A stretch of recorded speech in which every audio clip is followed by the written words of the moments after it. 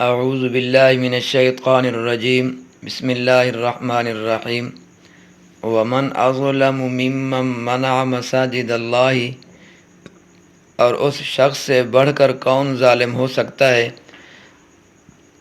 جو روکتا ہے اللہ تعالیٰ کی مسجدوں سے ان یذکر فی اسمہ، کہ ذکر کیا جائے ان میں اللہ تعالیٰ کے نام کا، وسعی فی خرابیہا، اور کوشش کرتا ہے کہ اللہ تعالیٰ کے گھروں کو برباد کرنے کی۔ اولئک ما کان لہم، وہ لوگ ہیں نہیں تھا ان کو حق، ان یدخلوہا، یہ کہ داخل ہوتے ان مسجدوں میں، الا خائفین، مگر خوف کرتے ہوئے۔ ان آیات کے مختلف مطالب بیان فرمائے گئے ہیں۔ مسلمانوں کو عمرہ سے روکنا، نمبر 1، ان کا ایک مطلب تو یہ بیان فرماتے ہیں کہ حضرت صلی اللہ علیہ وسلم ہجرت کے چھٹے سال یعنی ذوالقعدہ کے مہینے میں میکسیمم 1500 صحابہ کرام رضوان اللہ تعالی علیہم اجمعین کے ساتھ عمرہ کرنے کے لیے روانہ ہوئے، تو اس وقت ابھی حج فرض نہیں ہوا تھا، حج 9 ہجری میں فرض ہوا ہے۔ تو حضرت صلی اللہ علیہ وسلم بمائے اپنے ساتھیوں کے جب مکہ مکرمہ کے قریب پہنچے، یعنی حدیبیہ کے مقام پر، جس کا آج کل نام ہے شمیہ ہے، اور مکہ مکرمہ کے حدود میں آ گیا ہے، تو مشرکین مکہ نے مزاحمت کی اور کہا کہ ہم تمہیں مکہ مکرمہ میں داخل نہیں ہونے دیں گے، باوجود اس کے کہ ان کو یقین تھا کہ یہ حضرات عمرہ کرنے کے لیے آ رہے ہیں، لڑنے کے لیے نہیں آئے۔ تو کئی دنوں تک بحث مباحثہ ہوتا رہا، تو سفیر آتے جاتے رہے، مگر انہوں نے عمرہ نہ کرنے دیا۔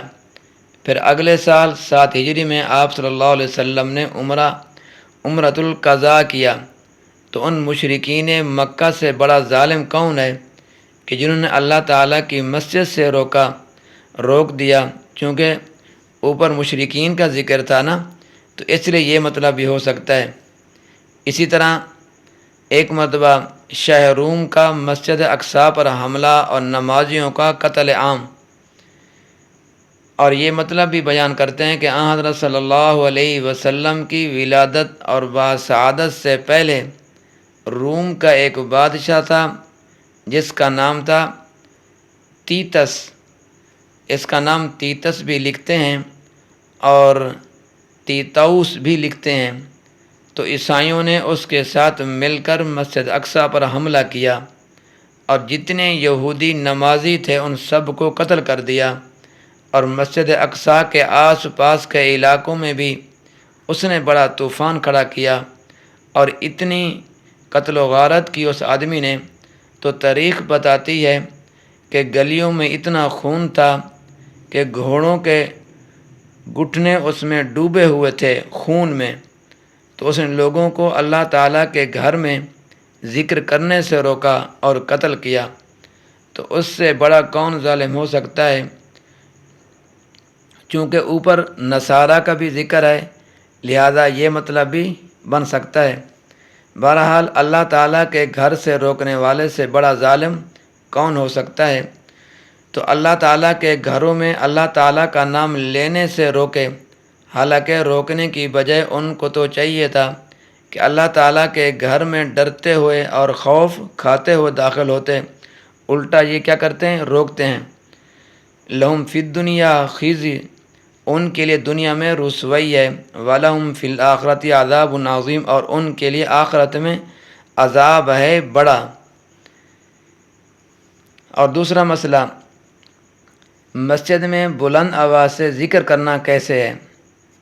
یہاں ایک بات سمجھ لیں کہ بعض اہل بدعت نے یذکر فی اسمہ کا مطلب یہ سمجھا ہے کہ مسجدوں میں بلند آواز سے ذکر کیا جائے، لہذا اس سے روکنے والے ظالم ہیں۔ بھئی آیات کریمہ میں تو صرف ذکر اللہ کا بیان ہے، یہ بلند آواز سے ذکر کرنا کس لفظ کا ترجمہ ہے؟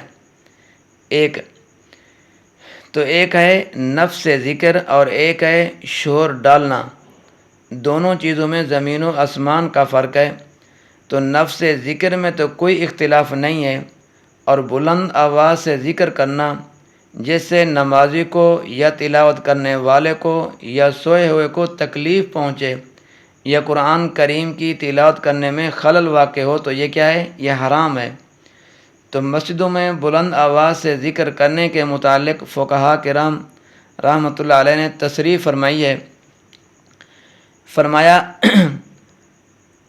رفع الصوت کیا؟ رفع الصوت فی المساجد ولو بالذکر حرام، مسجدوں میں آواز بلند کرنا اگرچہ ذکر کے لیے ہو تو یہ بھی حرام ہے۔ تو 11ویں صدی کے مجدد ملا اعلی قاری رحمۃ اللہ لکھتے ہیں کہ یہ شرح مشکوٰۃ شریف تو لکھتے ہیں رفع الصوت فی المساجد ولو بالذکر حرام، مسجد میں بلند آواز سے ذکر کرنا بھی کیا ہے؟ حرام ہے۔ نفس ذکر سے کوئی نہیں منع کرتا۔ حدیث پاک میں آتا ہے کہ اللہ تعالیٰ کا ذکر ہر وقت اس طرح کرو کہ دیکھنے والے تمہیں دیوانہ کہیں، تمہیں دیوانہ کہیں۔ بات ہے کہ بلند آواز سے ذکر کرنے کے بارے میں چنانچہ قاضی ثناء اللہ پانی پتی رحمۃ اللہ علیہ اپنی تفسیر مظری میں لکھتے ہیں کہ مسجد میں اگر ایک بھی نمازی ہو تو بلند آواز سے قرآن کریم پڑھنا لا یجوز، جائز نہیں ہے، اور مسجد میں شور ڈالنا مسجد کے آداب کے بھی خلاف ہے۔ مسجد کے ادب کا ملحوظ رکھنا بھی کیا ہے؟ ضروری ہے۔ پھر مسجد کے چند آداب۔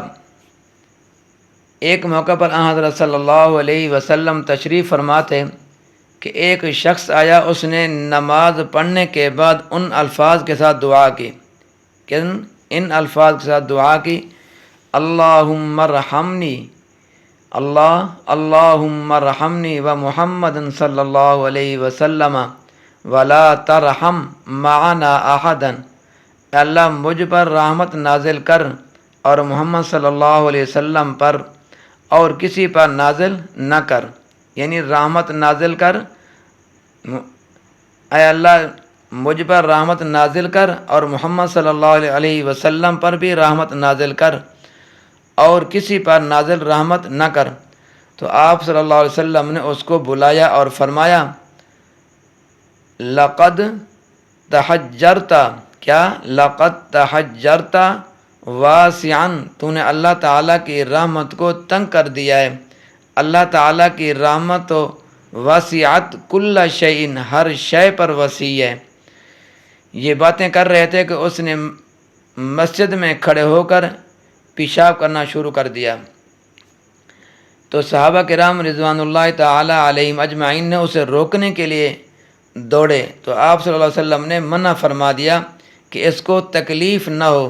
یہ اس لیے منع فرمایا کہ تم روکو گے وہ دوڑے گا، کیا کرے گا؟ وہ دوڑے گا، گندگی پھیلے گی، ساری مسجد ناپاک ہو جائے گی، ساری مسجد پلید ہو جائے گی۔ جب وہ فارغ ہو گیا تو آن حضرت صلی اللہ علیہ وسلم نے اسے بلا کر فرمایا کہ یہ مسجدیں نماز کے لیے ہیں، قرآن پاک کی تلاوت کے لیے ہیں، اللہ تعالیٰ کے ذکر کے لیے ہیں، اس کارروائی کے لیے نہیں ہے جو تو نے کی ہے، یعنی مسجد میں پیشاب کرنا، یہ اس کے لیے یہ چیزیں نہیں ہیں۔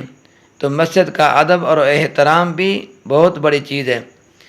اسی طرح مصنف عبدالرزاق میں حدیث آتی ہے کہ جنبوا مساجدکم، کیا؟ جنبوا مساجدکم مجانینکم، مسجدوں میں پاگلوں کو نہ داخل ہونے دو، کیونکہ وہ پیشاب کریں گے یا تھوک دیں گے اور کوئی ایسی حرکت کریں گے جو خلاف ادب ہوگی۔ اسی طرح سبیانکم کے الفاظ بھی آتے ہیں کہ چھوٹے بچے جن کو تمیز نہیں ہے ان کو بھی مسجد میں نہ آنے دو، کوئی ایسی حرکت نہ کر دیں جیسے مسجد کی بے حرمتی ہو۔ اس لیے مسجد میں دوڑنا بھی حرام ہے، یہاں تک کہ اگر امام رکوع میں چلا گیا ہے اور کوئی شخص جماعت میں شامل ہونا چاہتا ہے تو حدیث پاک میں آتا ہے لا تأتوا، کیا؟ لا تأتوها وانتم تسعون، دوڑ کر تم نماز میں شریک نہ ہو۔ علیکم بالسکینہ، علیکم بالسکینتی، ایسا چل کر آؤ۔ فما ادرکتم، کیا؟